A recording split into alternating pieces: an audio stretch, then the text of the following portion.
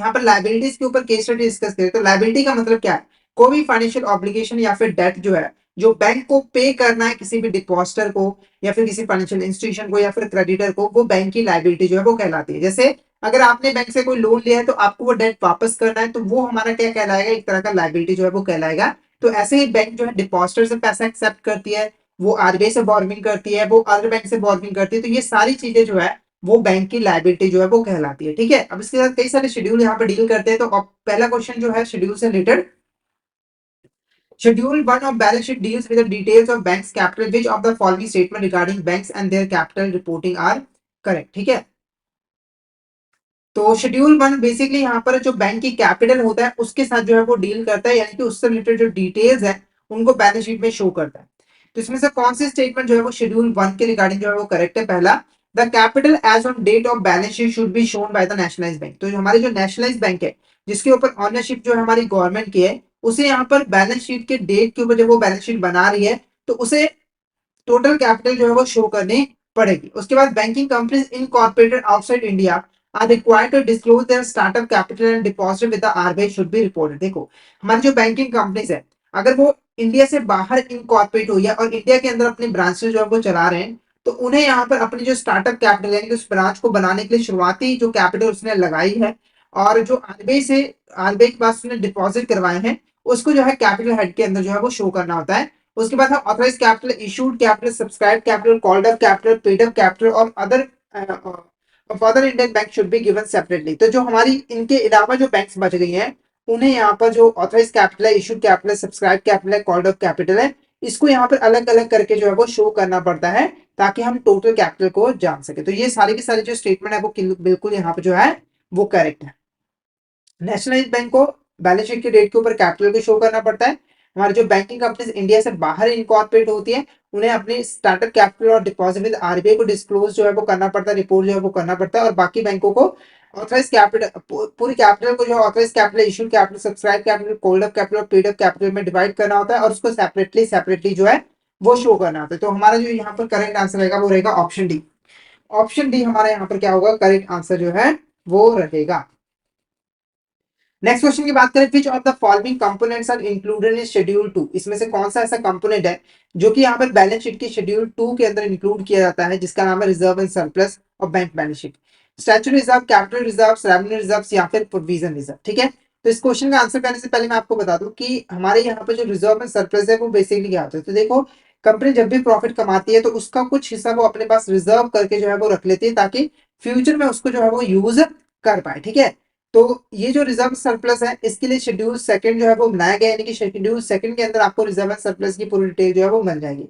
तो इसमें से कौन सा हमारा यहाँ पर बैंक बैलेंस, ठीक है, बैंक बैलेंस शीट का जो है वो कंपोनेंट है रिजर्व एंड सरप्लस का? Statutory reserve, capital reserve, revenue reserve या फिर प्रोविजन रिजर्व। तो इसका जो करेक्ट आंसर रहेगा वो रहेगा ऑप्शन डी। ये तीन इंपॉर्टेंट कंपोनेंट जो है यानी कि जो रिजर्व्स हैं वो हमारे सेकंड शेड्यूल के रिजर्व एंड सरप्लस में आते हैं। सबसे पहले बात करते हैं यहाँ पे स्टैट्यूटरी रिजर्व। स्टैट्यूटरी रिजर्व क्या होता है? तो देखो, स्टैट्यूटरी रिजर्व जो है वो कंपल्सरी रिजर्व होते हैं जो कि यहाँ पर बैंकों को मेंटेन करने ही पड़ते हैं। ये हमारा जो लॉ है वो बैंकों के ऊपर एक मैंडेटरी यहाँ पर रिस्ट्रिक्शन लगाता है कि उसे उसे यहाँ पर स्टैट्यूटरी रिजर्व जो है वो मेंटेन करना पड़ेगा और एक सर्टेन परसेंटेज जो है अपने प्रॉफिट का स्टैट्यूटरी रिजर्व में जो है वो डिपॉजिट जो है वो करवाना पड़ेगा ताकि उसे बाद में उसका बेनिफिट जो है वो मिल सके। तो statutory reserve basically compulsory reserve होता है जो कि सभी बैंकों को प्रिपेयर जो है वो करना पड़ता है। उसके बाद आता है हमारा कैपिटल रिजर्व। कैपिटल रिजर्व क्या होता है? तो देखो, स्टैट्यूटरी रिजर्व के जैसे कैपिटल रिजर्व को मेंटेन करना कंपल्सरी जो है वो नहीं होता है, पर ये हम किस लिए मेंटेन करते हैं? तो देखो, जितनी भी हमारी कैपिटल एसेट से रिलेटेड यहाँ पर ट्रांजेक्शन होते हैं, कैपिटल ट्रांजेक्शन होती है, उसको जो है हम कैपिटल रिजर्व के अंदर जो है वो शो करते हैं। जैसे एक्सवाइजेड कंपनी ने यहाँ पर एक मशीन परचेज की थी 50,000 रुपए की और मशीन को उसने सोल्ड कर दिया 1 लाख रुपए पे। ठीक है, तो यहाँ पर 50,000 रुपए का इसे क्या मिला? इसे मुनाफा जो है वो मिला है, मुनाफा जो है वो मिला है। तो ये बेसिकली क्या होगी, हमारा कैपिटल रिजर्व होगा। ये हमारा क्या होगा, यहाँ पर कैपिटल रिजर्व होगा, क्योंकि ये जो मुनाफा होगा इसे हमें कैपिटल रिजर्व के अंदर जो है वो ट्रांसफर कर देना है। अब ये देखो, जो कैपिटल रिजर्व है वो यहाँ पर हर तरह के फंक्शंस को परफॉर्म करने के लिए अवेलेबल नहीं होता है। कुछ खास तरह के फंक्शन, जैसे कि आप किसी लॉन्ग टर्म एसेट में इन्वेस्टमेंट कर रहे हो तो वहां पर भी आप वहीं पर आप कैपिटल रिजर्व को जो है वो यूज कर सकते हो। उसके बाद है हमारा रेवेन्यू रिजर्व क्या होता है? तो देखो आप अपने कोर बिजनेस ऑपरेशन से जो भी पैसा कमाते हो उसे आप अपने रेवेन्यू रिजर्व के अंदर जो है वो शो कर सकते हो। और ये पैसा जो है वो फ्रीली यूजेबल होता है, यानी कि जो कंपनी है वो जब चाहे इस पैसे को यूज जो है वो कर सकती है। उसके बाद पोजीशन रिजर्व, तो प्रोविजन रिजर्व हमारी किसी भी तरह के रिजर्व जो है वो नहीं होती है। तो ऑप्शन डी हमारे यहाँ पे क्या होगा, करेक्ट आंसर होगा। Option D is a correct answer. Option D is a correct answer. ठीक है, नेक्स्ट क्वेश्चन की बात करें। Deposit refers to the funds placed by customer into their accounts at the bank. These deposits can be come into various forms such as saving account, current account, fixed deposit and recurring deposit. Deposit are related with schedule. ठीक है, which schedule? तो deposit का मतलब आपको पता है कि जो हमारे जो कस्टमर होते हैं बैंक के, वो जो भी पैसा बैंकों के पास जो है वो डिपॉजिट करवाता है। ठीक है, अब देखो ये जो डिपॉजिट है, ये जो यहाँ पर डिपॉजिट है, ये कई तरीकों से की जा सकती है। जैसे कि सेविंग अकाउंट ओपन करवा के पैसे डिपॉजिट करवाए जा सकते हैं, या फिर करंट अकाउंट को ओपन करवा के पैसे डिपॉजिट करवा सकते हैं, फिक्स डिपॉजिट को ओपन करवा कर पैसे डिपॉजिट जो है वो करा सकते हैं। ठीक है, तो हमारा यहाँ पर जो डिपॉजिट है, ये जो डिपॉजिट्स है वो किस शेड्यूल के साथ रिलेटेड है? Schedule number 1, schedule number 2, schedule number 3 और शेड्यूल नंबर 4। तो फटाफट से यहाँ पर बता दिए कि हमारा जो डिपॉजिट है वो किस शेड्यूल के अंदर जो है वो आता है। Schedule 1, schedule number 2, schedule number 3 या फिर शेड्यूल नंबर 4। तो क्या होगा इसका करेक्ट आंसर? क्या होगा इसका करेक्ट आंसर?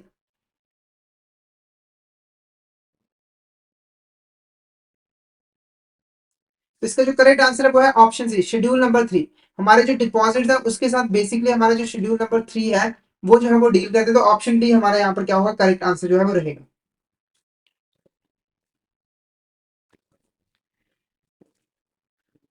ठीक है, ऑप्शन सी शेड्यूल नंबर 3 ये हमारा जो है वो करेक्ट आंसर जो है वो रहेगा। नेक्स्ट क्वेश्चन की बात करें। The schedule 4 which deals with borrowing of banks in the balance sheet of banking companies include details of। ठीक है, तो देखो जो शेड्यूल 4 है वो बैंकों की जो बोरविंग है उसके साथ डील करता है। जैसे कि जो बैंक है उनको जब फंड्स की जरूरत पड़ती है तो वो बोरविंग करती है, लोन लेती है। जैसे कि आरबीआई से ले लिया या फिर किसी अदर बैंक या फाइनेंशियल इंस्टीट्यूशन से जो है वो ले लिया।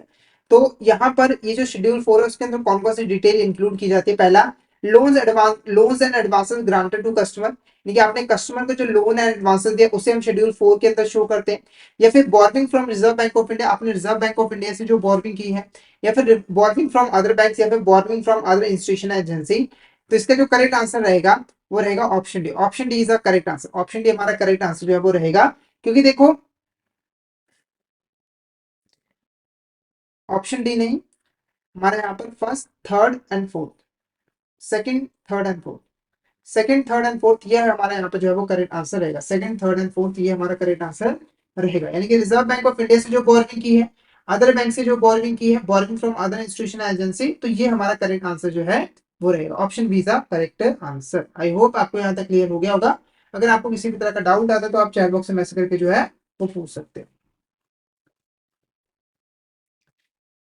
तो फटाफट से एक बार मुझे चैट बॉक्स में बता दीजिए क्या आपको यहाँ तक क्लियर है। फटाफट से चैट बॉक्स में बता दीजिए क्या आपको यहाँ तक क्लियर है, फिर हम नेक्स्ट क्वेश्चन जो है वो देखते हैं।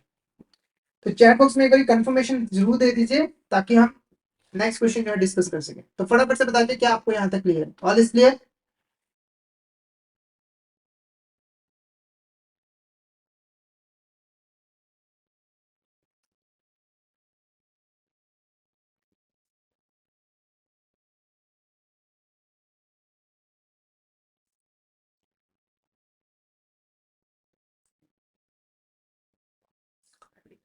नेक्स्ट क्वेश्चन की बात करें। नेक्स्ट क्वेश्चन की बात करें। Which of the following items are not included in schedule 5 and other liability and provisions of bank balance sheet. ठीक है, तो इसमें से कौन सी ऐसी आइटम है जो कि यहाँ पे शेड्यूल 5 जिसका नाम है अदर लायबिलिटीज एंड प्रोविजन उसके अंदर इंक्लूड नहीं की जाती है। ठीक है, तो पहला है बिल्स पेबल, फिर है inter adjustment, interest accrued and fix asset. तो क्या लग रहा है आपको इसमें से कौन सी ऐसी चीज है जो कि हमारा शेड्यूल 5 के अंदर जो है वो नहीं आता है? Bills payable, inter adjustment, interest accrued या फिर फिक्स एसेट। तो क्या होगा इसका करेक्ट आंसर? क्या होगा इसका करेक्ट आंसर? फटाफट से चैट बॉक्स में बता दो। तो इसका जो करेक्ट आंसर रहेगा वो रहेगा option D, fix asset is the correct answer. ठीक है, अब इसका मतलब समझे। पहले बात करते हैं बिल्स पेबल की। बिल्स पेबल यहाँ पर क्या है, देखो बैंक के यहाँ पर जो है उसको कई सारे बिल्स यहाँ पर जो है वो पे करने पड़ते हैं। जैसे मान के चलो यहाँ पर बैंक ने क्या किया, बैंक ने क्या किया, कस्टमर की जो है वो गारंटी दी। ठीक है, मतलब कि कस्टमर के बिहाफ पर वो एक यहाँ पर बिल जो है वो पे कर रहा है, कस्टमर ने उसको पैसा दिया था कि आप यहाँ पर मेरे बिल जो है वो पे कर देना। तो ये जो बिल्स पेबल है, यानी कि बैंक ने जो बिल्स पे करने हैं वो बैंक की एक लाइबिलिटी ही कहलाएगी।